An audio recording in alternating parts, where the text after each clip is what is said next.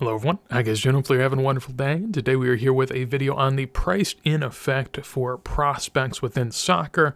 I got a couple of the two sort of bigger prospects for the time being, Jude Bellingham and Lamine Yamal, both of which are probably at a pretty high point in their careers, how short they are. Jude being on Real Madrid now, and Lamine Yamal coming off the Euro win and playing well for Barca. Both are doing great things for the moment, and so they're probably going to have a higher price in effect than some others, but we can talk about that as we go.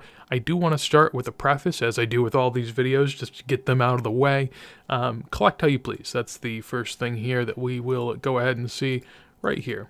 Do so how you wish in regards to collecting. If you literally just want to get a binder of Lamine Yamal cards, you don't care about the value, you just want to have fun, hey, you do you. That's perfectly fine. I am not here to tell you how to collect, because collecting is a very subjective and personal thing. So if that's your style, go ahead. So if you wish to just collect with no regard to monetary value, it doesn't matter. You can kind of do whatever you please, really, and who am I to tell you what to do? But if you do care about the money you are spending on these young guys, then this video is going to be for you. If you like prospecting, if you don't like prospecting, I think it's an interesting thought experiment to go ahead and look through, so we'll do that on a couple comparisons here today. If you do enjoy this video, or typically enjoy the videos, make sure to leave a like, helps me help the channel. Share it with a friend too if you're interested.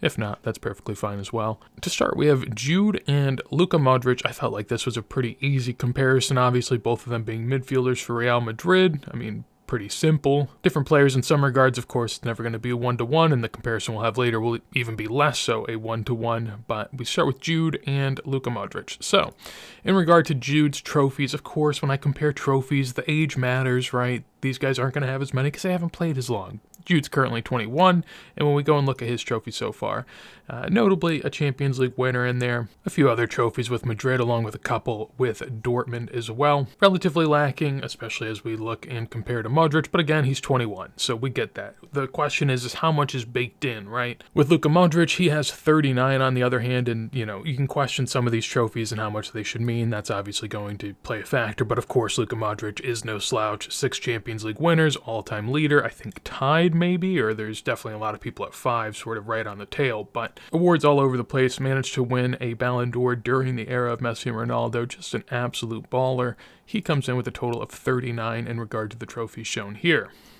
So we have 39 to 9. Of course, the age gap is significant. So I think it would be useful now to just think about where you would rate their pricing comparatively. I'm going to go ahead and look at auto prices, and I'm going to look at total sales this year over $500. I felt like those were two pretty good ways of going about it. If you have other ideas, if I ever do this in the future, do let me know, but I felt like that was fair.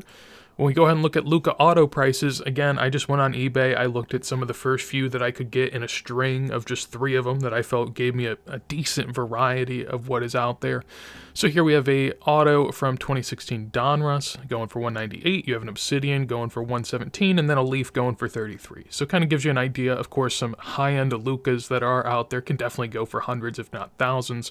So by no means am I saying that this is the cap, but these are sort of the typical prices you'd see for like a sticker auto Luka Modric. When we look at Jude prices, these are 2022 Jude, so they aren't rookie, they are also stickers, and generally you're seeing the same thing, anywhere from 160 to 330. So on the high end, a little bit higher than we saw with Modric. Of course, it's going to vary if you look at more sales, right? But generally speaking, you can tell that the auto sales for Jude are probably equal, if not a little bit higher than what we see for Modric. If we go ahead and look at $500 sales this year, Luka Modric in total has had 10, the highest sale of the bunch, not listed there because I cut that off. It's actually, there it is, 2,000. So 2,000 for that one, 1,700 beneath that, only 2 higher than 1,000 in the calendar year so far. With Jude, on the other hand, we have 140 over $500 this calendar year as of this point, and in terms of pricing, the highest price being $7,600, $7,400, $5,200, and $4,600. So, as we can tell, at least by the sort of pricing that we see here, it seems fairly obvious that Jude pricing is much, much higher than Modric, despite the lack of achievements. I mean, Modric might go down as one of the best midfielders from this generation very easily, one of the best midfielders probably of the 2000s, and seemingly Jude is already priced higher than he is. Now, I will talk about it later as well. We do have to take into account that Jude has a lot more high-end releases, a lot more really rare numbered stuff out there than someone like Modric does, so that plays a factor, but Modric has been around for all these years that Jude has, maybe not having the same production, but that can cut both ways. Nonetheless, as you can tell by the pricing, seems pretty apparent that Jude is higher by a good bit. Then next we have one that, isn't as similar, say Jude and Modric. Instead I went with Ronaldo and Lamine Yamal. You could compare him to Messi. I'm just going to go ahead and assume maybe he doesn't become Messi. Maybe he has to settle for that half step down and he's Ronaldo, right? Probably top 5 all time, definitely up there you would think. A player that comes around once every decade or two. Let's just compare him to that. And to be honest, do Ronaldo's come around a decade or two? I'm going to put my money on the no, but, let's be generous. Of course, if we go to Ronaldo trophies, this is going to become quite the task. We're just going to quickly zoom through them. I mean, I don't need to read them all off to you. You get the idea. There's that one there. There's this page here. There's another page here.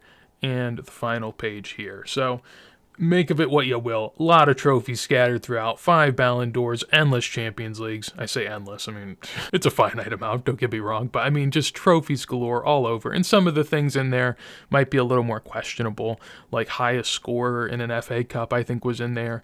Yeah, I mean, they get a little loose with the definition of a trophy, but nonetheless, we'll count them.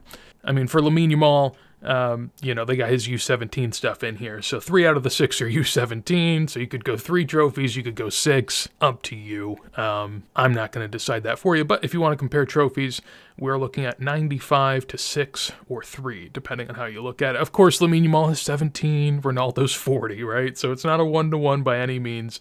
But the question is how much is baked in, right? If Lamine Yamal only has 6 or 3 at the moment, and he is compared to someone with 95, you would assume that you're probably looking at a lesser pricing, right? And probably by a substantial degree. Now, when we go on over and look at the sales data for Ronaldo here, we can see that there are 710 sales of $500 or more this calendar year, the highest being 162,000, 52, 51, and 41. Meanwhile, if we go and look at Lamine Yamal, he actually has more at 745 sales over $500 this calendar year. The highest, although, is a little bit lower. This is 103,000. Then you have 37, 27, and 16, right? Now, I will say, and we'll talk about it again later, Lamine Yamal is currently in the year where his rookie cards are selling everywhere, right? So if he does go down as an all-time great, these probably aren't cards that you will be seeing sell every single year going forward. They'll hit collections, they'll stay there for a long time. And Lamine Yamal is certainly going to have some of his highest sales in that first year or two because people are buying up what they think are some of his best cards out there. For example, the Superfractor non-auto Lamine Yamal in a PSA 10, you certainly can make a case that that might be his best card ever made. There's definitely going to be other people that disagree and say that it's other cards, and there are going to be cards in the future with on-card autos and match-worn stuff, and so there are going to be cool cards not in his rookie year, but it is important to note that these sales, the total sales, is certainly boosted given that we're in his rookie year and that we are seeing potentially some of the best cards come out. So I don't want to act like Lamine Yamal sales are certainly going to outdo Ronaldo sales years into the future. I think that it is naturally going to come back a bit, but this does tell you how much fervent excitement there is out there for these Lamine Yamal cards at this moment in time. That's also reciprocated in the pricing here for autographs, as we can see with Ronaldo. We have $850 for a finest, and then $1,300 and $2,000 for an impeccable and an immaculate. Sort of middle-ish brands. The Topps finest is probably low-mid. Definitely you could find some Leaf autos for probably $400 or $500 as well. I just didn't manage to get those in a string of eBay listings. So this is sort of like a middle-ish view of what Ronaldo's autos would look like. You could definitely find autos that are worth like tens of thousands, and you could find some that are worth a few hundred. But this is sort of typically where you're looking, while with Lamine Yamal, this is a little bit more of a range here. You have anywhere from $250 for a Topps Barcelona Year of the Dragon sticker compared to $2,000 for an out of 50 Topps Sapphire Gold. Again, these are rookies, so they're probably valued a good bit higher than his second or third year will be, but it's also important to note by the end of Lamine Yamal's career, there's going to be tons of these autographs from all different years, while Ronaldo certainly will have less during his playing career, assuming Lamine Yamal is enough of a player to have autos made for him year after year after year going into the far future. So that's the general price comparison for Ronaldo and Lamine Yamal and Modric for Jude. There's definitely a ton of other ways you could break this down, but I felt like this gave a good sort of overview of where the prices are at this current moment in time. And I'll finish up with a case for and a case against the pricing that we currently see.